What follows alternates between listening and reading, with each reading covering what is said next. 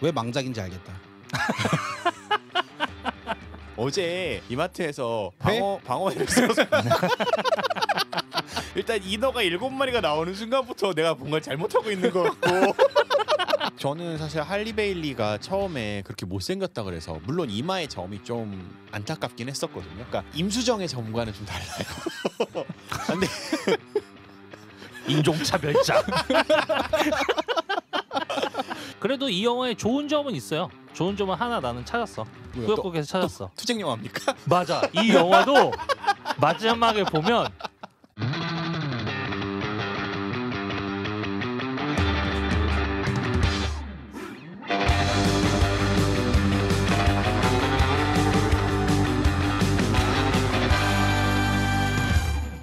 자, 망해가는 방송국에서 만든 영화 팟캐스트 23번째입니다. 벌써 23회. LG 우승.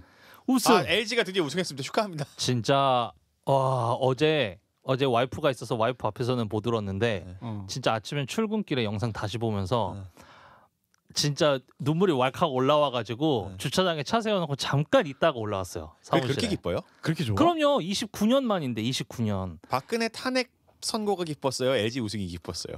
LG 우승. 근데 그건 근데 좀 달라. 박근혜 탄핵 때 내가 마냥 기뻐하지 않았던 건 박근혜가 탄핵된다 그래서 한국의 민주주의가 달라질 거라고 생각하지 않았기 때문에. 그럼 LG가 우승하면 뭐가 달라지는데? LG가 우승하면요? 대한민국 야구가 KBO의 역사가 달라집니다. 이게 2000 이제 엘로끼 아니라 이거야? 그래도 힘들 때 함께 했으니까 엘로끼 동맹은 유지는 되는 건데 롯데가 좀 안타깝긴 하죠. 기아도 우승했고 LG도 우승했는데 이제 롯데도 언제 우승하나 싶기는 한데 하나는 우리 하나 버리지 마. 하나는 동맹이 좋댔죠. 아니야. 아니 그러면 이제 지용 PD 64쯤에 다시 한번 우승하는 겁니까? 아니야. 이제 LG는 뭐랄까 이제 왕조가 시작된 거죠. 2020년대 들어와서 사실 왕조라고 부를 만한 팀이 없었는데 LG가 이제 그 시작점이 될 거다. 내년에 또 우승할 거다. 내년에도 가능할 거다. 아니 어제 이후로 외국인만 잘 뽑으면 돼. 카카오톡이 꼴보기가 싫어졌어요. 카카오톡 왜? 아니 이게 카카오톡의 프로필을 바꾼 사람들 리스트가 뜨잖아요. 다 LG 유니폼이야? 뭐 다 LG 유니폼 갖다 박아가지고 LG 팬이 그렇게 많습니다. LG 팬이. 카카오톡 프로필 사진 바꿔놨더라고. 바꿨어? 나 못 봤어. 그럼요. 무적 LG. 뭐 그런 거로 바꿔놨다. 아무튼 축하드립니다. 예스. 이래서 정치 얘기하다가 결국 3S의 일환 중에 하나로 만들어진 대한민국 프로야구를 제가 오늘 또 무슨 소식에 놀랐느냐? 저희가 그동안 이제 이 TBS 사태 때문에 아주 오세훈과 국민의힘 서울시 의원들을 죽으라고 까지 않았습니까? 오늘 저는 안 갔습니다. 오늘 오세훈 시장이 뭐라고 발표를 했느냐? 서울 연고지의 팀이 우승한 만큼 퍼레이드를 한번 고려해 보겠다라고 기사를 냈더라고요. 퍼레이드 기대하겠습니다. 아니 시장님. 아니 잠깐만 그래 시장님, 서울시가 퍼레이드. 연고지긴 한데 생각해봐 LG는 사기업이야. 시장님 퍼레이드. 아니 기아도 광주에서 우승한다고 해가지고 퍼레이드 안 해요. 아니요 카퍼레이드 했어요. 한 적 있어. 기아가 우승했을 때 양현종이 차 위에서 이렇게 막 손 흔들고 있는 거 내가 사진으로 본 적 있는 것 같아. 아니 그거는 하긴 했다. 근데 그거는 아마 기업이 저거 하긴 했을 거예요. 기업이 주관했지. 근데 우리는 이제 서울시에 팬들이 많다 보니까 서울광장을 써야 되는데 이제 고 서울광장을 쓰는 걸 좀 빠르게 절차상 빠르게 이제 그 승인해주겠다 뭐 이런 의미겠죠. 그렇다면 그 퍼레이드의 중계를 제가 하겠습니다. 그래 TBS한테 중계도 주고 하면 되겠네. 좋네 중계 우리가 하면 좋네. 되네. 그거 시장님 살려주실 거죠? 세훈이 형, 세훈이 형, 내가 형이라고 부르는 거 몇 번 안 되잖아. 한 번만 해줘. 이렇게 서울을 사랑하는 시민들이 있는데 인간이 참 비열합니다. 지난주에 장지웅 PD가 뭐라고 했는 줄 아세요? 뭐라고 그러죠? 오세훈이 그러니까 그거밖에 능력이 안 되는 겁니다. 이랬던 사람이거든요. 그런데 드디어 능력을 발휘하려고 하시지 않습니까? 우리 세훈이 형? 진짜 이렇게 보도자료 띄워놓고 진짜 안 하면 그 주민 소환 LG 팬들이 들고 일어날 LG 겁니다. 우승기념 퍼레이드를 안 해줬다고 주민 소환. 주민 소환. 아니 하면은 거기서 하겠지 마곡지구에서 하겠지 그 LG 기업들 많은 데서. 거기에 LG 기업들이 많아요? 사이언스 파크도 그래? 거기 있고 LG 아트홀도 그쪽에 생기고 해서 그쪽에서 하지 않을까. 성광장은 좀 오바야. 인원이 많아서 서울광장 정도는 돼야 그 예전에 우리 시위하는 것처럼 광화문 한번 점거해야 그래야 비로소. 그러면 그 퍼레이드가 열릴 때 거기 가서 정치인 구호를 좀 외쳐보면 되는 거 아니겠습니까? TBS를 살려내라. 이런 장지웅 PD의 모습을 보고 전두환 대통령이 정말 위대한 것 같아요. 모든 이런 그러니까 사실 장지웅 PD 같은 사람은 반동분자거든요. 그 반동분자를 잠재울 수 있어요 프로야구는. 야, 그걸 대단하다. 만들어 놓은 거 아니에요. 역시 그죠, 빠따가 최고야. 드라마가 된 거지. 29년 만에 우승이라는 드라마가. 곧 그 김성수 감독의 서울의 봄이란 영화 개봉하거든요. 12.12 곧 하죠. 12.12를 주제로 만든 꼭 봐야겠습니다. 정말 전두환 대통령은 위대한 대통령이네요. 역시 빠따의 힘은 대단해. 자, 2주의 정치 이야기 뭡니까? 2주의 정치 이야기요? 나 아직 한국 시리즈에 감독이 가시지 않아서 정치 얘기할게. 주 52시간제? 네. 결국 빠꾸되지 않았습니까? 총선이 오고 있는데 당연히 총선이 오고 있어서 그런가. 사실상 빠꾸. 근데 그래도 어쨌건 일부 업종은 열겠다라는 초창기의 방침에서는 변하진 않았어요. 그러니까 노사 합의하면은 더 늘릴 수 있다까지는 해놨죠. 어쨌건 이 얘기를 하니까 한국노총에서 이제 다시 노사정위원회에 들어갔죠.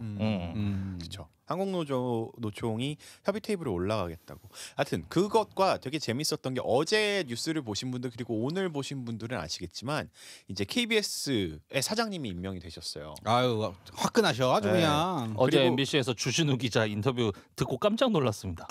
이 사람이 이 시간에 여기서 왜 인터뷰를 하냐? 그래서 며칠 전에 이번 주 초인가 주진우 기자님한테 전화가 왔어요. 갑자기 그 낮에 그냥 회사에 있는데 그래서 주 기자님이 잘 지내? 이렇게 물어보시더라고요.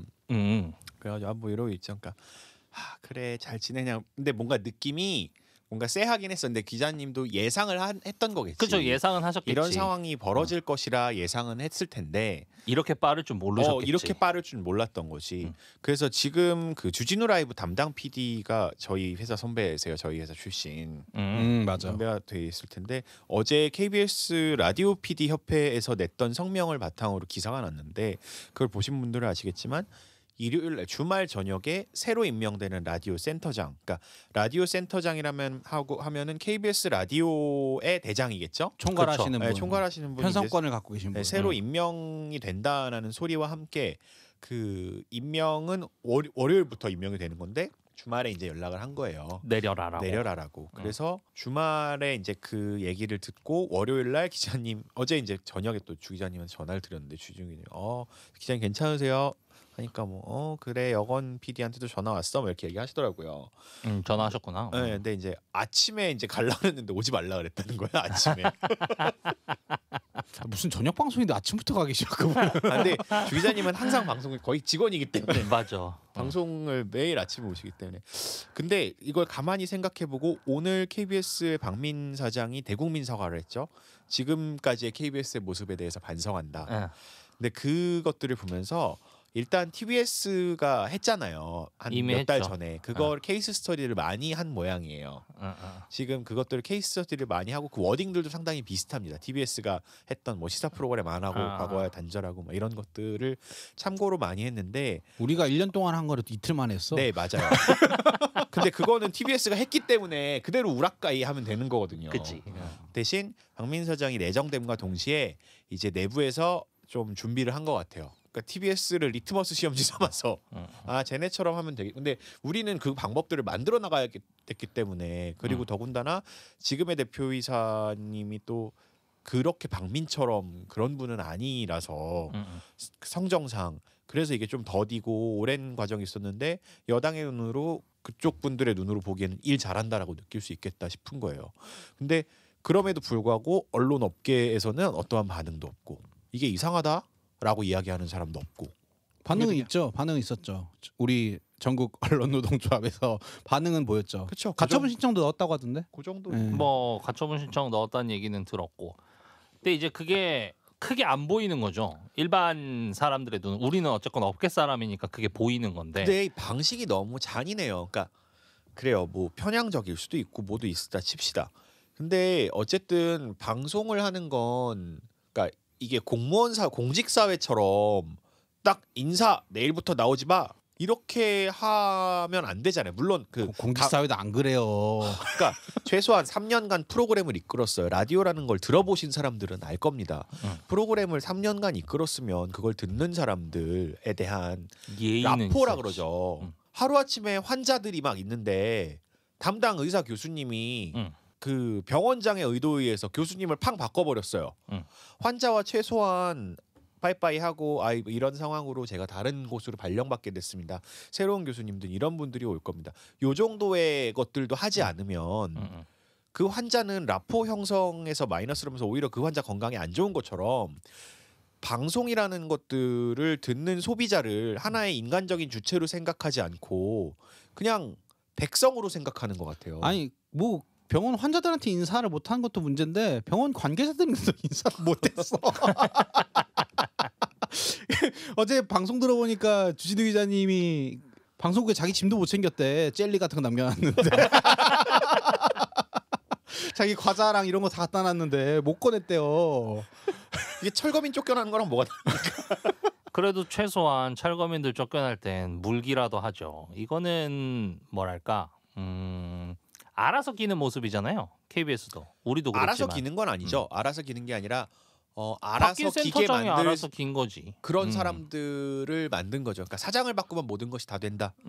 그러니까 네, 이게 우리가 그동안 우리 사회에서 먹고사니즘이라는 이름 아래에 얼마나 많은 노예들을 양성해냈는가. 이 교육 시스템의 문제부터 시작해가지고 뭐 건드려야 될 때가 지금 한두 군데가 아닌 거예요. 이게 언론만의 LG에서 갑자기 언론만의 문제처럼 보이지만 결국은 그런 거라니까요. 늘 얘기하지만 민주주의에서 기본적으로 우리가 민주주의라는 시스템을 잘 굴리려면 필요한 건 박정희처럼 뭐 잘 살아보세요 신나게 외쳐야 되는 게 아니라 그 시민을 얼마나 잘 육성하느냐가 핵심인 건데 지금 나와 있는 어쨌건 이 사회에서 어느 정도의 영향력을 발휘할 수 있는 수많은 직종에 종사하고 있는 사람들 중에서 이 시민에 해당하는 사람이 과연 몇이나 되냐는 거예요. 아니 TBS야 조직이 조만하니까 그렇다고 생각해.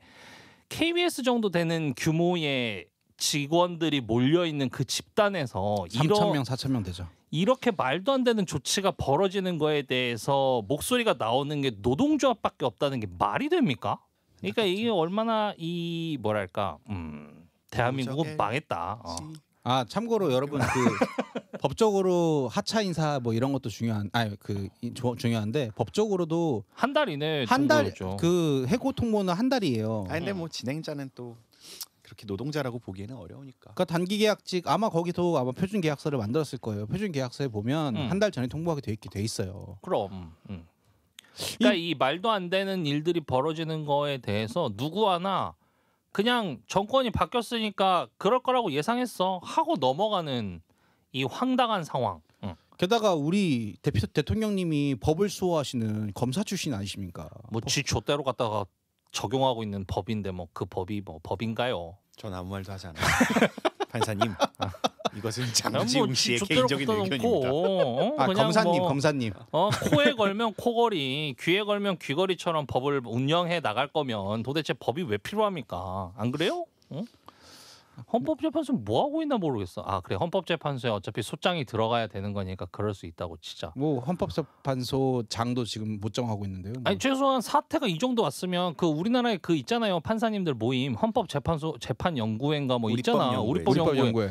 그런 분들 얘기 안 하십니까? 이거 법이 우리나라 법이 만들어지긴 되게 잘 만들어졌어요. 운영하는 놈들이 족같이 운영해서 그렇지. 저 역시 이번에도 아무 말도 하지 않았습니다. 저는 미치겠네 오늘 대한민국의 정말. 법을 대한민국 준수하고. 사법 체계를 매우 존중하고 우리 판사님들 검사님들 매우 노력하고 있다는 점 저희가 잘 알고 있습니다. 이 방송을 혹시나 듣고 있을 니들 조심해. 야구 시즌 끝났어. 다시 화날 거야. 아무튼 그렇습니다. 법은 잘 돼 있어요. 운영하는 게 이상하게 운영되고 있는 거고 이렇게 이상하게 운영되고 있는 거에 대해서 아무도 얘기하지 않는 이 구조. 먹고 사느라 바쁘니까 전세 자금 갚느라 바쁘니까 이자 내야지 하면서 노예처럼 붙어 있으니까 여기까지 오는 겁니다. 그 지난주에 저희 댓글 남겨주신 분께서도 그러니까 이전에는 그런 것들을 뭔가 뭐 구독도 하고 후원도 하고 했지만 무력감을 느껴가지고 지금은 아예 코드 커팅을 하고 있다고 하셨잖아요. 근데 그런 사람들이 결국 이런 악행들 혹은 악행이라고 할까, 그러니까 좀 더 민주사회에서 퇴보하는 것들을 가속화하는 결과를 초래하게 될 수밖에 없거든요. 그러니까 그 김대중 대통령이 얘기했던 것처럼 벽에다가 대고 욕이라도 하라. 그런 것들이 필요한 거예요. 그러니까 하다못해 뭔가 사람들이 큰 행동을 해야 될 것처럼 생각을 하는데 그럴 필요 없어요. 이 사태가 주위에 있는 사람들한테 물어보세요. 이런 상황이 벌어지고 있는데 여기에 대해서 어떻게 생각해? 이렇게 서로 물어보고 주위에서 얘기하다 보면 우리나라 아마 그 서양도 그런 것 같던데 그런 이론 있잖아요. 그 6다리만 건너면 다 아는 사람이라고. 전 세계 사람들이 6다리만 건너면 다 안다면서. 그러면 6번의 어떤 토론의 자리만 만들다 보면 자연스럽게 온 사람들이 이 이슈에 대해서 논의하고 있을 거라는 거예요. 그런 것들만이라도 최소한으로 해주면, 그러니까 우리 사회에 지금 정치에 대한 얘기를 되게 쉬쉬하잖아요. 하다못해 그 농담 삼아서 뭐 가족 간에는 저기 뭐 정치 얘기나 종교 얘기는 하는 거 아니라고. 아니요, 더 많이 하셔야 돼요. 더 많이. 내가 모르기 때문에 안 하는 게 아니라 아는 만큼이라도 그 정보를 가지고 얘기를 하다 보면 내 정보도 올라가는 거고 상대의 정보도 올려주는 거예요. 그러니까 제일 뭐랄까요? 그러니까 제일 안 좋은 저는 삶의 방식이 오리지웰이라고 생각하거든요. 그러니까 가만히 싫어해. 있으면 다 잘 될 거야. 알았어, 잘 될 거야. 결국 선이 승리하게 되어 있어. 그러니까 개소리. 권선징악 우리가 오늘 인어공주를 하지 않습니까? 인어공주 이런 그 동화들을 보면 기본적인 스토리의 결말이 권선징악이에요. 맞아. 결과적으로는 선이 권하고 악이 벌받게 되어 있거든요. 근데 이걸 우리는 어렸을 때부터 그런 동화들을 보면서 몸에 체득되는데, 물론 권선징악으로 모든 것들이 흘러가는 건 맞는데요. 자세히 한 발 더 깊이 들어가서 생각해 보면 권선징악의 결론을 만들어내기 위해서 그런 동화 속의 주인공들은 부단히 노력해요. 노력 별로 안 하던데? 나도 안 하는 것 같던데? 아니요, 그러니까 핍박받고요. 결국 그 선들은 핍박받고요. 결국 그 악이 벌받기 위해서 뭐든 한단 말이에요. 일단 영화 가서도 영화 보서도 보겠지만 그 인어공주도 결국 막 쫓아 올라가가지고 우르슬라 멱살 쥐어잡고 하잖아요. 그런 식의 행동들을 하지 않으면, 예를 들어서 인어공주가 그냥 아무것도 안 하고 거기서 쳐울고 저기 바다에 깊이 숨어 들어갔으면 그런 일들이 벌어지지 않는 거잖아요. 좋은 반전이. 그게 이제 21세기에 그래서 달라진 거죠. 뭐 이따 영화 얘기하면서 하겠지만은. 네, 그러면 어두운 바닷속을 표현한 인어공주 리뷰하시죠. 갑자기 바로? 존나 재미없었어요 방금. 근데 아무튼 그래요. 그 이게 어쨌건 상황이 이렇게 급박하게 돌아가는데 사실 지금 우리 TBS가 망가지고 있을 때 K가 아무 얘기 안 하고 있다가 이제 KBS가 당할 때가 되니까 또 다른 방송사들은 입 닫고 있죠. 이게 이런 식으로 칼날이 가다 보면 자연스럽게 여러분한테도 가게 됩니다. 해보세요. 여러분 그 K 갈 필요도 없이 자 T 이 사태 났을 때 누가 얘기했습니까? 아무도 얘기 안 했죠. 아무도 안 했어요. Y 매각됐을 때 누가 얘기했습니까? 아무도 얘기 안 했죠. 이제 K 왔습니다. 아무도 얘기 안 할 겁니다. 그러니까 이게 전형적인 나만 아니면 되거든요. 그러니까 언론들도 그런 거잖아요. 나한테만 그게 오지 않으면 돼. 나만 아니면 돼라는 생각들을 사실 대부분의 언론사들도 다 갖고 있는 거예요. 근데 이게 나만 아니면 돼, 나만 아니면 돼 하게 되면은요, 그 언론사들이 그렇게 나만 아니면 돼, 나만 아니면 돼라고 하게 되면은 권력을 가진 쪽의 입장에선 그 권력이 정치 권력이 됐건 혹은 자본 권력이 됐건 되게 쉬워요. 왜냐하면 당근과 채찍 전략을 쓰면 돼요. 디바이드 앤 컨커. 그렇죠. 말 잘 듣는 애들한테는 당근을 주고요. 말 안 듣는 애들한테는 채찍을 휘둘러요. 그게 지금 대한민국 언론 정책의 기본이거든요. TV 그 조선일보, 중앙일보, 동아일보 말 잘 들을 때 종편 허가를 내주고 말 안 들을 땐 채찍을 때려요. TBS 같은 케이스, 뉴스타파 같은 케이스. 그리고 다른 언론들이 그 기조에 맞춰서 침묵해요. 그러면은 그게 계속되는데 그렇게 되면 일단 내가 채찍을 맞지 않아도 내 회사 지금 나는 살 수 있어요. 근데 결과적으로 그런 언론사들이 많아질수록 사람들은 주류 언론으로부터 등을 돌리게 돼요. 그렇지. 그리고 대안제를 찾으러 갑니다. 그래서 사실 낙곰수가 떴던 거거든요. 그 당시에 우리도 그런 거 해야겠다. 그러니까 주류 언론이 제 역할을 하지 못했기 때문에 김어준 공장장이 등장할 수 있었던 거예요. 이거를 나쁘게 표현 혹은 저는 이렇게 생각하는데, 사실 막 모든 언론들이 최근에 김어준을 욕했어요. 저희 회사가 그래서 공격받았어요. 낙곰수가 뜰 수 있었던 건 쉽게 딱 한 마디의 그 아포리즘으로 정리하자면 기레기들이 만든 황건적이에요. 그렇지. 네. 황건적 도적같이. 김어준을 욕하려고 결국 그 현상을 초래하게 된 건 주류 언론이라는 거죠. 맞아. 지금도 그게 15년이 지났는데 똑같이 벌어지고 있어요. 그러니까 이럴수록 사람들은 계속 주류 언론으로부터 떠나가게 될 거예요. 아무도 듣지 않는 언론 생태계가 되면 언론은 왜 존재해야 하죠? 그 본질적인 질문들을 종사자들이 생각을 해야 된다는 겁니다. 그냥 종사자들 딴 일 찾으세요. 이 사태가 문제 없다고 생각하면 그냥 차라리 나가서 지금 자기 성동구에 집 있다고 저러는 거 아니에요? 나가서 지금 나갈 준비 됐다고 저러는 거예요. 언론 일을 하지 말라는 거야. 이런 것에 대한 고민을 안 하고 살 거면 그냥 나가라라는 거지. 제발. 그거를 촉구해 주는 것도 사실 수용자의 몫이기도 해요. 그러니까 아까 아무것도 하지 않는 수용자라는 이야기를 하셨잖아요. 근데 결국 저번에도 말씀드렸지만 공급을 바꾸는 건 수용자이기 때문에 계속 질책하고 뭐라고 해야 돼요. 욕 좀 해주세요. 그래서 KBS 수신료를 폐지하는 거에 있어서 부담감 없이 한 거 아닙니까? 그렇죠. 그렇지. 결국 그게 다 엮여져 있는 거죠. 아무튼 우리는 되게 엄혹한 현실을 살고 있는 건 맞는 것 같습니다. 자, 좋은 얘기나 합시다. 이번 주의 영화도 별론데? 인어공주. 네, 인어공주입니다. 인어공주 디즈니에서 만든 거 2023년작이고 실사 영화입니다. 네. 여자 주인공은 할리 베일리. 흑인 배우였고요. 줄거리 소개 장지웅 PD 부탁드리겠습니다. 네, 인어공주. 뭐 제목 들으면 아마 모르시지 않을 거예요. 대부분 다 알고 있는 그 전래동화는 아니지 뭐라고 그러냐. 안데르센의 동화죠. 그렇죠. 안데르센의 동화. 근데 다만 이 실사 영화는 우리가 알고 있는 그 인어공주의 오리지널 스토리에서 이제 결말 부분이 좀 다르다라고 생각해 주시면 될 것 같습니다. 뭐 주인공은 아시는 것처럼 이제 인어인 에리얼이 주인공이고요. 원작처럼 인간에 대해서 관심이 굉장히 많은 10대 인어로 나오면서 추가로 붙은, 난 이거 오리지널에서 못 봤던 것 같아. 그 용왕의 막내딸로 나오게 됩니다. 그 남자 주인공은 이제 에릭이라는 이름의 왕자. 원작에서는 이 왕자의 이름이 에릭이었는지도 몰랐어요. 다른 문명이 좀 관심이 좀 넘치는 이제 왕자이자 항해가로 나오게 됩니다. 그 초반에서 중반까지 이어지는 스토리는 원작과 거의 유사해요.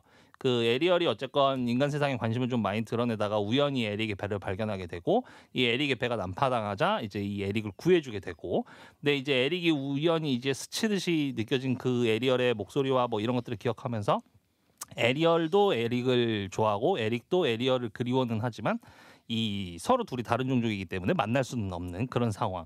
근데 이 상황을 보던 마녀 우르술이 이 에리얼을 이용해서 왕자를 탈취하고자 하는 이제 이 추가 설정이 하나 더 붙습니다. 이건 오리지널에는 없는 거죠. 이제 우르술이 이 에리얼의 목소리를 뺏고 다리를 주면서 3일 안에 왕자와 키스를 해야 한다라는 이 원작과 같은 계약을 맺는데, 문제는 여기서도 또 추가적으로 붙는 설정이 에리얼의 기억을 날려버려요. 키스를 해야 돼. 키스를 해야 한다라는 기억을 날려버리는 거죠. 사실상 이 계약을 지키지 못하게 만드는 겁니다. 근데 어쨌건 뭐 당연히 영화이니까 이 에릭과 에리얼이 애정 전선을 만들어가는 데는 큰 문제가 없습니다. 문제가 없어지니까 분노한 우르술이 이 마녀가 이 에리얼의 목소리를 이용해 가지고 이제 이 둘의 관계를 방해하기 시작해요. 근데 이제 이 우르술이 이 에리얼의 목소리를 이용한다는 사실을 그 스커틀이라는 새죠. 외가리로 봐야 되는 건가? 아무튼 외가리? 갈매기? 어쨌건 이 새가 이 사실을 알게 되면서 이제 알리게 됩니다. 알리게 되고, 이 스커틀이 마녀를 공격하는 사이에 에리얼이 뛰어가서 이 마녀 목에 달려있던 그 목걸이를 탈취해서 목소리를 찾게 되죠. 근데 문제는 이제 이 타이밍에 약속했던 그 3일이라는 시간이 지나가면서 우르솔은 이 에리얼을 납치해가지고 바닷속으로 들어가 버리고, 이 에리얼의 아버지인 용왕이 분노해서 찾아가지만 에리얼이 이 우르솔과 맺은 계약이 피로 맺은 계약이기 때문에 깰 수가 없습니다. 그래서 이 용왕은 마녀에게 삼지창을 넘기고 이제 영화 속에서 일단 1차 죽음을 맞이하게 돼요. 1차 죽음을 맞이하게 되는데, 이 에리얼이 그 이제 절체절명의 위기에 놓인 순간 에릭이 이 에리얼을 구하러 오고, 이 우르솔이 이 에리얼을 처치하지 못하면서 더 분노에 차가지고 갑자기 크라켄이 됩니다. 엄청 거대한 크라켄이죠. 그렇죠. 크라켄이었구나. 크라켄이 돼요. 여기서부터가 이제 원작이랑 달라지는 거죠. 크라켄이 되어가지고 그 이 바다에 빠져 있는 에릭과 그 함께 있는 에리얼을 스튜로 만들 생각인 건지 삼지창을 이렇게 휘휘 저어가지고 되게 거대한 소용돌이를 만들어서 죽이려 그러는데, 이 같이 소용돌이와 함께 빨려 올라온 그 난파선의 핸들을 돌리면서 이 난파선의 끝 부분이 에리얼을 그 우르솔의 가슴을 찌르면서 그 허무하게 죽게 됩니다. 그래서 삼지창이 바다에서 꽂히면서 용왕도 같이 살아나게 되고요. 근데 어쨌건 둘이 너무나 다른 세계에 놓여 있기 때문에 서로의 존재를 인지하고 있지만 서로 그리워하게 되는데 뭐 자식을 이기는 부모가 없다고 결국 용왕이 에리얼에게 다리를 주고 뭐 진작 주지 좀. 이 둘이 재회를 한 뒤에 결혼하고 둘이서 행복하게 지냈다 이런 얘기입니다. 자, 어피디 어떻게 보셨습니까? 왜 망작인지 알겠다. 아니 처음에는 좀 해양 다큐를 보는 느낌이었어요. 해양 그리고 다큐. 세바스찬이 너무 맛있어 보였어. 그러니까 원래는 랍스터거든 내 기억에 걔가. 세바스찬 걔 아니에요? 가재야. 가재인가? 가재였어. 원래 가재였는데 이번엔 크랩으로 나오는 거야. 꽃게였어 오케이. 게다가. 그리고 나는 일단 어제 그 저녁을 안 먹어가지고 집에 가다가 저기 이마트에서 방어회를 써서 하이볼이랑 방어회를 썼는데 일단 인어가 7마리가 나오는 순간부터 내가 뭔가 잘못하고 있는 것 같고 내가 큰 실수를 저지르고 있는 것 같은 거야. 그래서 먹다가 어느 순간 뭔가 입맛이 인용 먹는 것 같은 느낌이 들어가지고 아니 노리고 회를 사신 거 아닙니까? 그 정도면 우리가 볼 인어공주 영화는 저번 주에 정해졌는데 아니 그 중에 그게 방어회와 이제 해산물 세트였단 말이에요. 근데 이제 타다키처럼 살짝 비늘을 이렇게 쫙 불로 지져가지고 먹는 거 알죠? 참치 그런 타다키. 게 있는 건데 거기 나와 있는 그 인어공주의 그 꼬리 위에 있는 비닐이랑 똑같은 거예요. 살이 또 빨개요. 근데 너무 그거 뭐랄까 그렇게 리얼해 보이지 않았는데 이게 실사 영화임에도 불구하고 별로 이렇게 봤을 때 뭐 이럴 거면 뭐하러 실사를 만들었나 싶은. 그러니까 약간 그러니까 눈에 딱 제일 보이는 건 확 이렇게 땡겨져서 보이는 건 그냥 스커틀이랑 세바스찬 둘밖에 없었어. 그렇죠.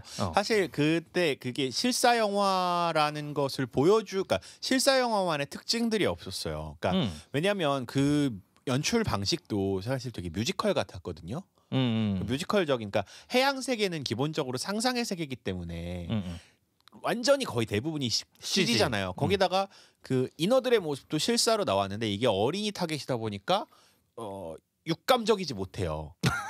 그러니까 약간 그게 호감도가 역시. 없어 캐릭터가. 그러니까 그거를 잘 살리지 못했다는 거. 살릴 수가 어. 없다는 거지. 야 솔직히 만약 이게 19세 인어공주였어 봐요. 근데 그리고 그게 있어. 옛날 같은 경우에는 우리가 어렸을 때 디즈니 만화동산 봤을 때는 해양 다큐라고 해봤자 EBS나 KBS에서 해주는 다큐인데 그렇게 딥하게 다루지 않았어요. 그래서 이런 그 영상들을 봐도 되게 신기하다 신선하다라고 느낄 수 있는데 요즘에는 유튜브 시대가 됐기 때문에 맞아. 해양 다큐나 해양 관련된 관심 있는 사람들이 그런 걸 많이 보면은 너무 이 콘텐츠 자체가 이질감이 클 거예요.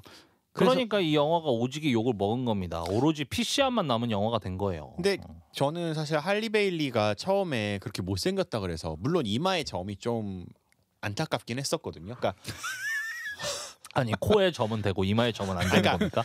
임수정의 점과는 좀 달라요. 근데 인종차별자.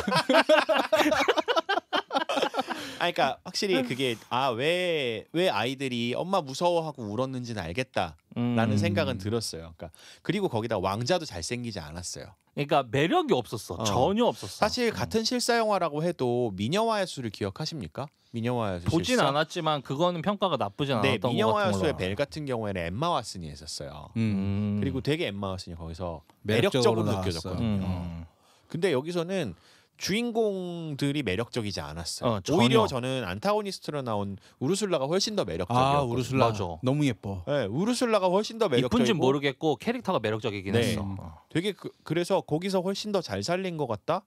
그래서 너무 뭐 굳이 실사까지 해야 되나라는 생각이 들 정도로 조금 안타까운 부분들이 있었어요. 그 에어리얼이 특히 그 왕자 살리고 난 다음에 이렇게 바위에 이렇게 숨어가지고 쳐다보고 있는 장면 있잖아요. 난 그 장면이 약간 뭔가 소름 돋았어. 약간 맛있는 먹잇감을 보는 눈빛이었어. 횟감. 아니 에어리얼이 이렇게 마지막에 파트 오브 유어 월드를 마지막 부분을 부르는데 부르면서 이렇게 바위를 이렇게 탁 타고 이렇게 올라가는 장면인데 약간 뭔가 먹잇감 보는 눈빛이어가지고 좀 무섭긴 했어요. 근데 저는 원래 이게 디즈니 영화의 결론 스토리가 이거와 같았었나요? 디즈니 영화 스토리 이거랑 달라요. 어떻게 근데 되죠? 맨 마지막에 배웅하는 건 똑같지 않나? 배웅하는 나가는 거? 건 아니, 그게 똑같나? 이게 근데 원래- 마녀가 죽는지 안 죽는지 안 죽었던 것 같은데. 안 죽는 걸로 알고 있어요. 네. 근데 이게 원래 안데르센의 동화는 안데르센의 동화는 인어공주가 거품이 되어버리죠. 네, 완전히 새드 엔딩이지. 다르거든요. 그러니까 그러니까 새드 엔딩이지. 네, 완전히 새드 엔딩이고 사실 안데르센이 이 동화를 썼었던 건 자신의 이야기를 담았던 거였거든요. 안데르센은 양성애자였었어요. 동성애. 그리고 사실 이게 동성애에 대한 얘기였고 정확히 표현하자면 인어, 인간이라는 것은 인어는 인간에 속할 수 없는 소수자를 한 거였고 안데르센 자신이 양성애자였기 때문에 그 사랑의 말을 표현할 수가 없는 사회적 분위기. 그래서 목소리를 잃는 것으로 표현했었고 결국 그 소설 속 안데르센의 작품 속에서 왕자는 다 이웃나라 공주와 결혼을 하게 돼요. 맞아. 그래서 인어는 그들을 그냥 응원하고 축복해주는 것으로 왜냐하면 이어질 수 없는 관계이기 때문에 그리고 거품이 되는 그렇게 걸로. 이제 거품이 되어버리는 것으로 끝나는데 이걸 디즈니 영화에서는 결국 새드 엔딩을 차용할 수가 없으니 해피 엔딩으로 가져온 거거든요. 그리고 또 주체적인 여성을 보여주고 싶으니까 이제 마지막에 말 같지도 않은 장면이 나온 겁니다. 그렇게 크라켄이 된 거대한 마녀를 고작 그 난파선의 꼬챙이로 한번 찔렀다 그래서 크라켄이 아니. 죽습니까? 야 캐리비안 베이래. 캐리비안 해적에서도 이렇게 황당하게 크라켄이 죽진 않았어. 아, 그 좀 잔인해. 어린이 영화라고 돼 있잖아요. 어린이 영화인데 그 뾰족한 거를 명치에 딱 박아버리고 끝나. 다행히 피는 안 나. 문어꼬치 같은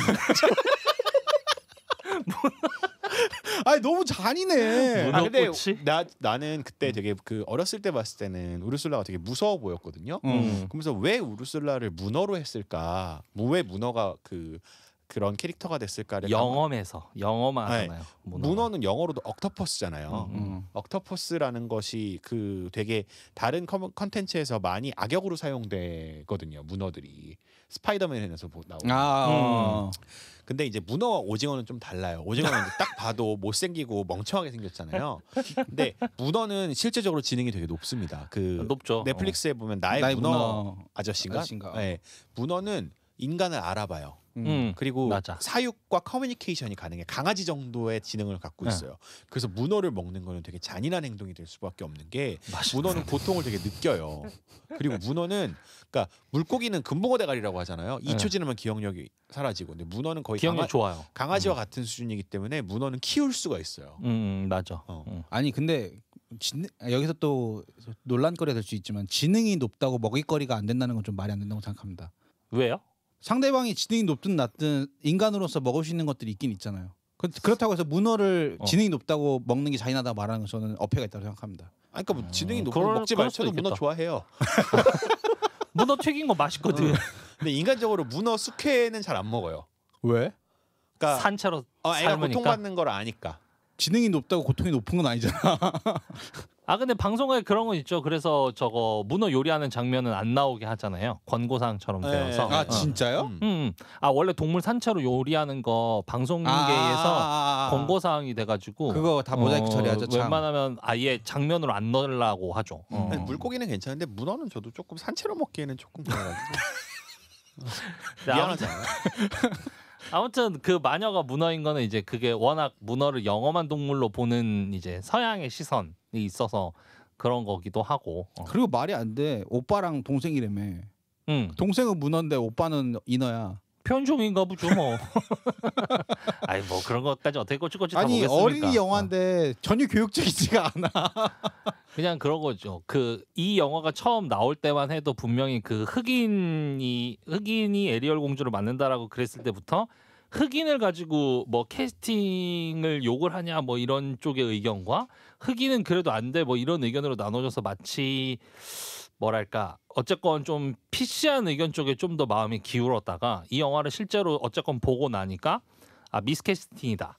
흑인이라서 미스캐스팅인 게 아니라 매력적이지 않아. 그냥 매력적이지 않은 캐릭터를 주연으로 놓아서 미스캐스팅이 된 거다. 그러니까 생각이 디즈니의 인어공주라는 IP가 왜 위대한가와 이 디즈니의 실사판 영화가 왜 망작인가는 다른 개념이에요. 그러니까. 그렇죠. 그러니까 이건 실사 영화로서는 망작이지만 사실 디즈니의 그 인어공주라는 IP는 정말 위대한 IP인 거거든요. 안데르센이 만들었던 IP. 사실 인어라는 것은 여기서 인어공주의 형태로 표현이 됐지만 인어라는 것은 인류 내내 존재하던 하나의 상상 속 기린 같은 동물이잖아요. 네스호의 괴물 같은. 그리고 그것들이 다양한 컨텐츠에 활용. 해리포터에서도 인여가 나옵니다. 맞아. 근데 이제 이것을 하나의 컨텐츠 이야기 스토리텔링 형태로 만들어냈던 게 안데르센이었고 안데르센 동화였었고 그거를 상업 영역으로 끌고 왔던 게 월트 디즈니라는 회사였기 때문에 이 인어공주가 가지고 있는 IP는 엄청나게 큰 거죠.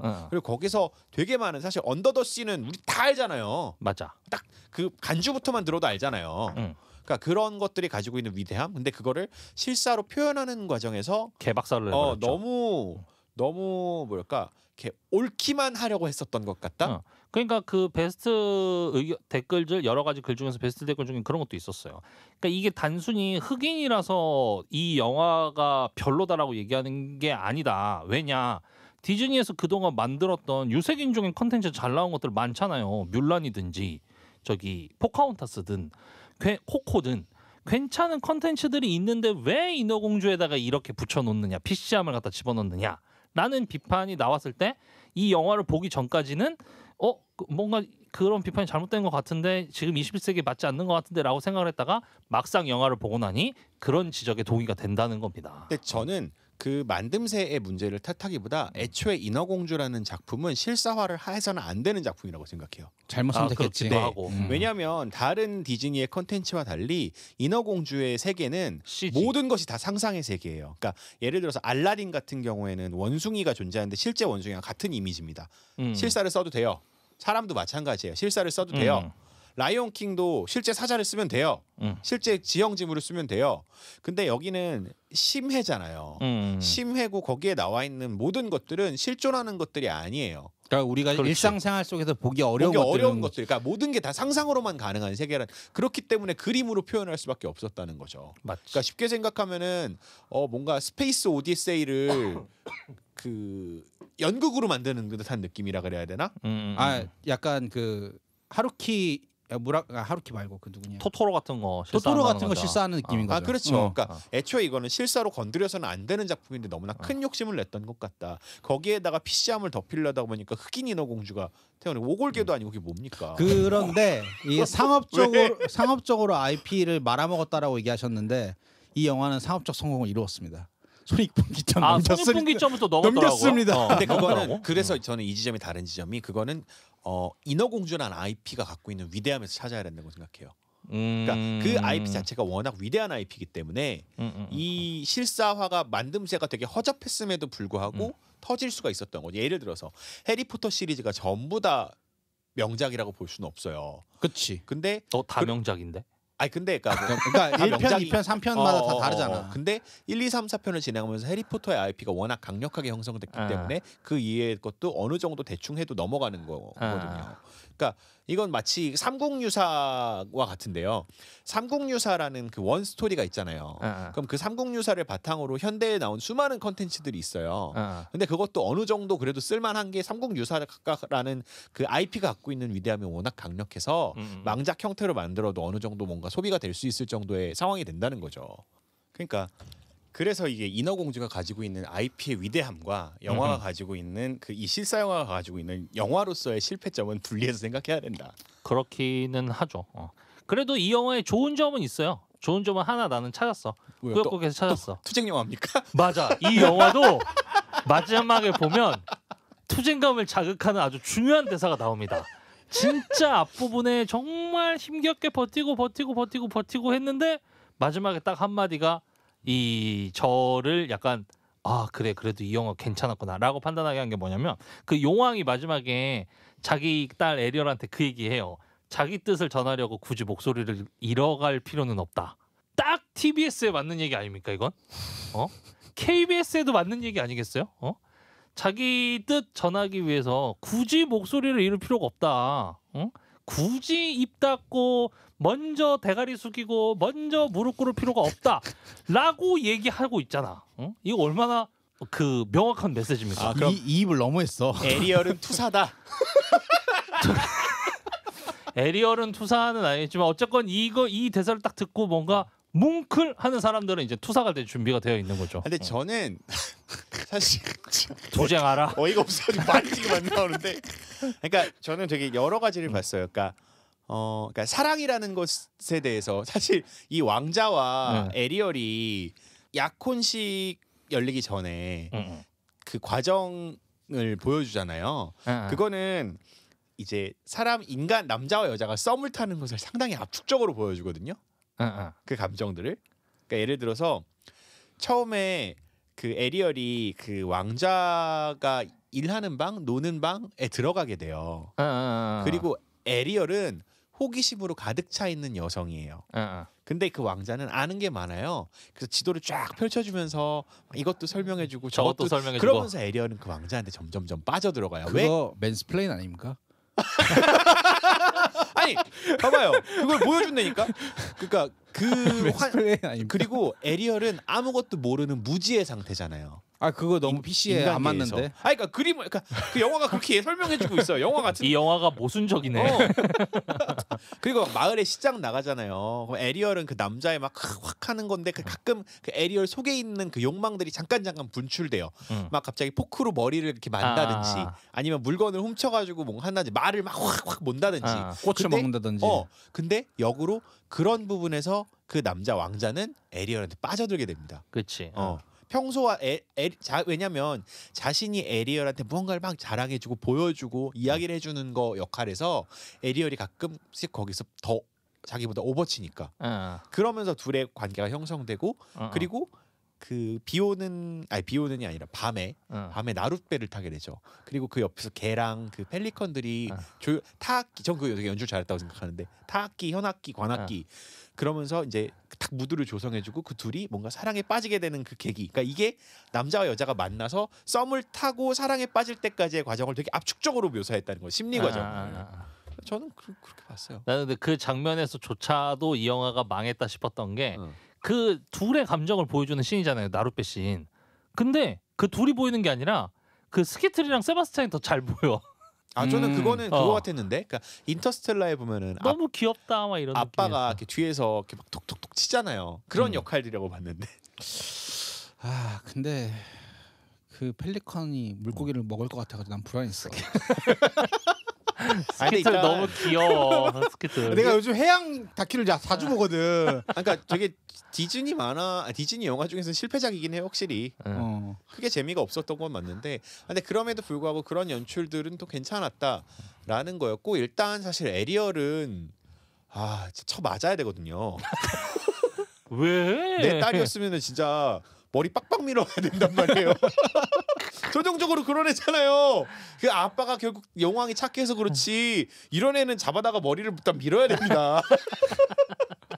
계속 사고를 치고 다니잖아요. 상어한테 잡혀 먹으러 들어가, 가지 말라는데 가. 일단 그런 우리 아버지 표현으로 머리 빡빡 민다는 표현이 더 정확한데 하다못해 미성년자인데 어디서 함부로 계약을 맺어. 후견인이 멀쩡하게 있는데 핸드폰 잠깐 빌려줬는데 그거 게임비로 3,000만 원 긁은 거랑 뭐가 다른 겁니까? 그러니까 김호정 PD의 미래 따님이 이 방송을 듣는다면 머리 빡빡 밀 겁니다. 이 영화는 뭐다? 투쟁 영화다. 미래의 따님 투쟁하시라. 아무튼 약간 그런 것들이 되게 안타까웠어요. 그러니까 너무 탁탁 깨지는 부분들이 그래서 많아서 그런 것들이 조금 안타깝고. 그리고 약간 얘기했다시피 미성년자라고 했잖아요. 나는 이상하게 이 영화가 에리얼도 그렇고 그 남자 그 에릭도 그렇고 그렇게 막 사춘기의 사랑처럼 안 보여. 성인의 사랑 같았네. 그러니까 약간 몰라, 내가 그 둘이 노안이라 그래요. 노안이라 그럴 수도 있는데. 아니 누가 17살 그 왕자는 딱 봐도 36이야. 아니 내가 봤던 인어공주는 분명히 둘 다 이제 10대 후반 어린 사춘기를 겪고 있는 사람들이 겪는 사랑 이야기로 이해하고 있는데 오히려 언니들이 더 어려 보여. 언니들이 오히려 더 고등학생 같이 보이지. 그 7명의 인어 중에서 그 동양인 분 되게 눈에 딱 보자마자 저분 내 스타일이다 싶었어. 저분 너무 예쁘다. 이제 통일 전망 대신 동해바다 하십니까? 저분 내 스타일이다 싶었어. 그래도 약간 그런 순수함이 좀 많이 떨어지고.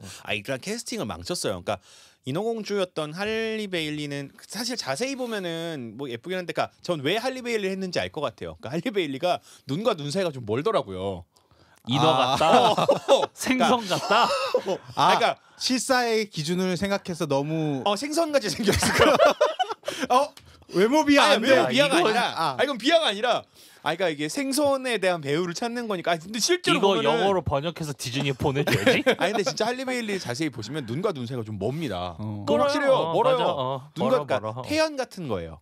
근데 태연이요? 태연 씨도 눈과 눈 사이가 좀 멀거든요. 태연이 멀어요? 자, 태연 팬 여러분 아니 들고 그 나왔어요. 나쁘다는 게 아닙니다. 나쁘다는 게 태연이 이쁘잖아. 그러니까 헬리 베일리도 예뻐. 눈과 눈 사이가 먼 건 어떡해. 근데 이제 물고기들이 눈과 눈 사이가 멀다고 여겨지니까 왜냐면 물고기는 납작하잖아요. 반대. 반대 눈이 있으니까. 반대 있으니까 눈과 눈 사이가 이제 멀다라고 여겨지는 거라서 그런 얼굴들을 보고 물고기상이라고 어르신들이 한단 말이에요. 그래서 할리 베일리가 물고기상이라 캐스팅한 것 같다는 생각은 드는데 일단 야, 지금까지 들은 얘기 중에서 가장 신선한 얘기였어. 와, 할리 베일리가 물고기 상이라서 캐스팅됐을 거다라는 썰은 여기서만 들을 수 있는 아니 얘기다. 그게 뭐지? 원작에서도 에리얼이 물론 이제 디즈니 원작에서도 에리얼이 호기심이 많은 호기심 사춘기 많은 여자, 애가 사춘기 소녀로 나오는데 전혀 사춘기 소녀 같은 느낌이 하나도 안 드는 거예요. 그 나이가 워낙 많아 보여. 근데 그 거기다가 또 왕자는 2차 성징이 아니라 거의 4차 성장까지 끝나 보이는 느낌이에요. 왕은 그 왕자는 걔는 왕자라고 볼 수도 없어요. 그러니까 그런 식으로 캐스팅을 완전 캐스팅이 망쳐버렸다. 그러니까 캐스팅이 차라리 망친 진짜 그 미녀와수에 있는 벨은 그 벨의 느낌을 살렸거든요. 미녀의 그렇지. 느낌을 살려줬어요. 효녀, 네. 그 아빠를 모시고 사는 효녀 느낌이 확실히 살았어요. 맞아요. 그러니까 이게 사람 배우 그리고 역으로 알라딘 같은 경우에는 그 통통 튀는 자스민이 맞아. 자스민도 그렇고 걔 누구예요? 윌 스미스가 되게 잘 썼잖아요. 알라딘. 윌 스미스. 맞아. 그 지니 역할로. 그러니까 그런 식으로 캐스팅을 잘했어요. 이건 캐스팅에서 워낙 실패였고 그리고 왕자가 매력적인 캐릭터가 아니었어요. 왕자 자체도 끊임없이 흔들리잖아요. 맞죠. 캐스팅에 되게 실패한 애기 때문에 이렇게 비난을 받을 수밖에 없다는 거고. 이렇게 안 설레는 키스씬은 처음 보는 것 같아요. 그럼요. 매력적이지 않았어요. 근데 어쨌건 이 영화를 우리가 하게 된 이후에 어쨌건 이 지점을 잡기는 해야 돼요. 영화에 PC함이 필요한가? 어쨌건 이 영화가 나오고 나서 이제 이 논쟁이 촉발되긴 했었단 말이죠. 그리고 이 논쟁이 끝나지도 않았습니다. 어쨌건. 근데 제가 얘기를 예전에도 했었지만 영화에 PC함이 들어가는 건 옳고 그름의 문제로 판단해서는 안 돼요. 왜 디즈니가 PC함을 넣었을까를 생각해봐야 된다는 거죠. 잊지 마세요. 이건 상업 영화예요. 디즈니는 계산기를 두들겨야 돼. 디즈니가 그렇게 판단한 거예요. 전략적으로. 그러니까 디즈니의 경영진이 세상이 불이해졌다. 나는 이 여성들이 디즈니 유교입니까? 이런 식으로 생각해가지고 올바름을 가르치기 위해서 한 게 아니라 근데 약간 그렇게 느껴지잖아. 아니야. 그러니까 그렇게 느껴지게 만든 거죠. 자 여기서 중요한 거는 이런 그 어린이 영화나 어린이 상업용 영화는 특히나 수요자가 어린이가 아니에요. 엄마 아빠예요. 엄마들이지. 엄마 아빠들이 PC함이 오른 사람이 많으면 많을수록 디즈니는 PC함을 따라갈 수밖에 없어요. 그러면 지금 그렇게 그러니까 PC한 그 엄마 아빠들이 많기 때문에 나온 것으로 그것과 봐야 한다. 그러니까 애초에 교육적인 것을 보여주려는 목적을 가진 부모 세대를 설득하려는 것이 1번. 그리고 두 번째로 여성 소비자층이 구매력이 높은 소비자로 다가갔기 때문에 그리고 마블 영화나 이런 것에 비해서 마블 영화나 이런 히어로의 남성 팬들 그리고 또 느와르 영화의 남성 팬들이 있는 거에 반해서 디즈니 컨텐츠는 여성 팬들을 끌어들여야겠다는 전략적 선택이 들어갔다는 거죠. 그치 아빠들이 아기를 손잡고 가는 게 아니라 엄마가 아기를 손잡고 가는 케이스가 더 많죠. 그러니까 이게 대표적으로 느끼는 게 지웅 PD가 레고 좋아하지만 레고의 경영 전략도 이런 거거든요. 성별이 드러나지 않게 하죠. 피규어를 만들 때. 그러니까 그것과 다르게 제가 얘기하는 건 뭐냐면 레고가 한번 꼬꾸라진 적이 있었어요. 레고가 2000년대 중반이 들어오면서 레고를 더 이상 사람들이 사지 않았던 시기가 있었어요. 그래서 레고가 어떻게 했냐면 수익 다각화 전략이라 그래가지고 레고 블록 외에 다른 것들을 시작합니다. 영화라든지 옷이라든지 싸그리 망해요. 그러다가 2009년도에 이제 레고 창립자의 손자가 레고의 이제 최고 경영자가 되게 되는데 그 양반이 그때 외쳤던 경영 캐치프레이즈가 뭐였냐면 백 투 더 브릭이에요.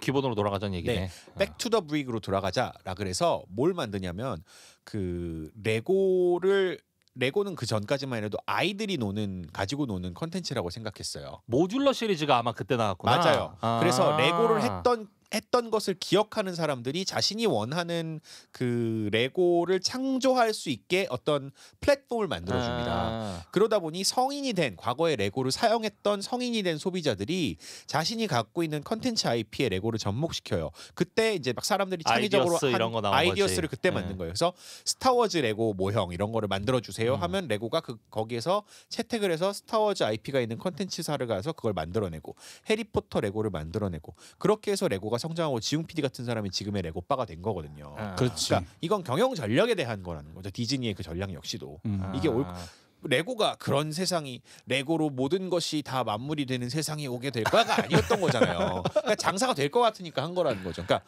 이게 디즈니 컨텐츠의 그 PC 전략도 이런 방식으로 봐야 된다는 거죠.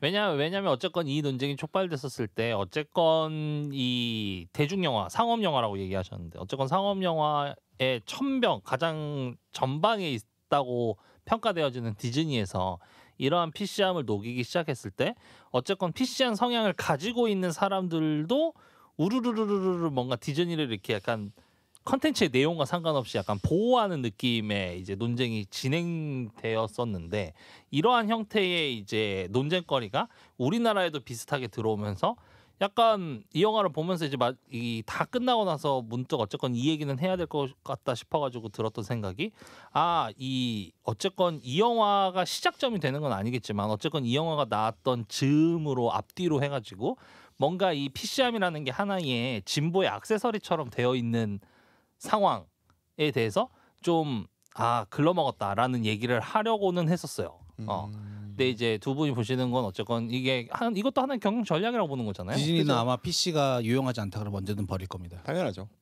지금 버리고 있는 거고 마블도 버리기 시작했잖아요. 버리기 시작했어요?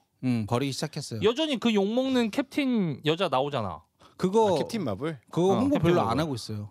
그래? 근데 디즈니가 그게 이제 실패한다고 생각하면 금방 버리겠죠. 그럴수록 디즈니에서 만든 작품들이 조금 더 다른 전략을 또 택하겠죠. 한때 되게 마블 시리즈도 그렇고 그런 헐리우드물들이 되게 노출이 심한 옷들을 입던 시기가 있었거든요. 막 한창 그 캡틴 마블 뭐 쉬얼크 이런 거 나올 때 예. 그때 이제 그런 비판들이 나올 때마다 어쨌건 일종의 그 진보적이라고 평가받는 그 대중문화 평론가들이 뭐 남자 영웅이 있으면 여자 영웅도 있어야지라는 유의 어떤 그냥 논리적인 접근으로서 들어갔는데 어쨌건 내용 놓고 보면 영화가 재미없는 거잖아요. 네, 영화가 재미없어요. 합당한 영웅 서사가 들어있잖아요. 영화가 재미없고 캐릭터가 매력적이지 않아서 욕을 맞아요. 하는 건데. 근데 IP로 먹고 사는 거지. 영화 재미없었습니다. 다음 주엔 재밌는 영화 봅시다. 진짜. 우리 그냥 연애에 빠진 로맨스 이런 거 해요. 재밌었단 말이에요. 난 이노홍 좀 괜찮았어. 투쟁 안 하잖아. 자기 뜻을 펼치기 위해서 목소리를 죽일 필요가 없다. 솔직히 조금 잠깐 기대했었던 부분이 인어공주가 다리가 생긴 이후에 배 위로 건져 올라왔을 때 그때 이제 어부가 이제 할 때 잠깐 기대했는데 맞다 이거 전체 관람가지. 어린이 영화로 그러지 말자 우리. 아니 나 아직도 기억나는 게 초등학교 때 인어공주가 영어 지문에 실렸던 적이 있었어요. 영어 지문의 일부로. 근데 이제 그때 인어공주의 그 그림은 디즈니 작품이기 때문에 그 교과서에 실을 수가 없잖아요. 그림을. 그렇지. 근데 이제 영어 교과서 어렸을 때 이제 80년대생 90년대생 해보면은 거의 그 영어 교과서 한쪽에 그 외국인 사진, 그 외국 여자의 사진이 되게 크게 들어가 있는 것들이 있어요. 보통 어떤 건지 알아요? 그러니까 영어 교과서에 보면은 그 일반 다른 교과서에 달리 그 외국인들의 사진이 거의 전면 광고식으로 크게 들어가 있어. 영어 교과서만 그래요. 예. 근데 이제 영어 교과서다 보니까 그 거기 나오는 학생들이겠죠. 그들도 그 모델들의 옷이 상당히 파져 있어요. 꽤. 그래서 이렇게 학교 다닐 거기다 때 낙서하셨구나. 아니 학교 다닐 때 그런 애들이 있었는데 책을 자기 눈에 이렇게 가까이 대면 보인다는 거예요. 기울이면 야 무슨 매직 아니야? 야 그 매직아니야? 그거 한번 따라하면 돼. 생각해보니까 말도 안 되는 얘기거든. 난 그 얘기 하려는 줄 알았지. 그런 거 영어 교과서뿐만이 아니라 그 옛날 우리 인어공주 책 보면 항상 고정적으로 나오는 게 그 두 다리가 생기면 두 다리를 붙여서 옆으로 고이 이렇게 약간 비스듬히 앉은 상태에서 항상 다소곳하게 양쪽 머리가 그 찌찌독이 가리고 있고 약간 그게 머리가 좀 더 길어서 약간 중요 부위까지 가리고 있는 그림이 항상 공통적으로 들어가 있어서 잘 생각해봐요. 스타벅스 로고가 그래요. 스타벅스 로고가 이너죠. 수박 로고가 그런가? 수박 로고가 그래.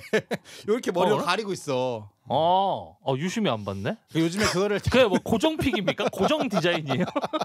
근데 내가 양머리가 길으면 그럴 수 있나? 이걸 보다가 또 생각한 게 아까 안데르센 원작들을 생각하다가 안데르센도 사실 해피엔딩을 만들고 싶었을 수도 있겠다라는 생각이 드는 거예요. 근데 이것은 우리가 엘리멘탈에서도 물과 불 막 이런 거 있잖아요. 근데 이 인어공주 이야기는 그 두 다리가 생기지 아니하면 인어가 두 다리가 생겨서 사람이 되지 아니하면 그 둘은 절대 이어질 수가 없더라고요. 그렇지. 왜냐면은 아니면 왕자가 해리포터에 나오는 그 아가미 풀을 먹던가. 그래도 안 돼요. 왜냐면 인어는 어쨌든 어류잖아요. 알을 낳아야 되지. 알을 낳아야 돼요.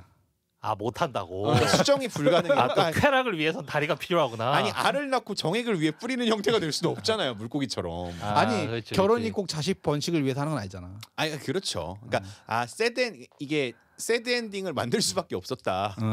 애초에 구성할 때. 생물학 공부를 해서. 그렇습니다.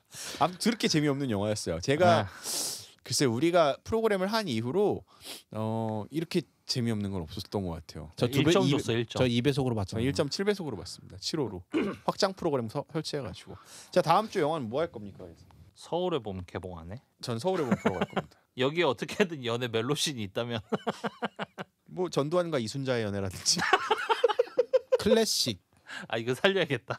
나의 PS 파트너. 제니퍼 로렌스. 아니면 나의 PS 파트너나 그건 어떻습니까? 러브 앤 드럭스. 나의 PS 파트너 어때요? 가시죠. 자 그럼 다음 주 영화는 나의 PS 파트너입니다. 안녕. 안녕.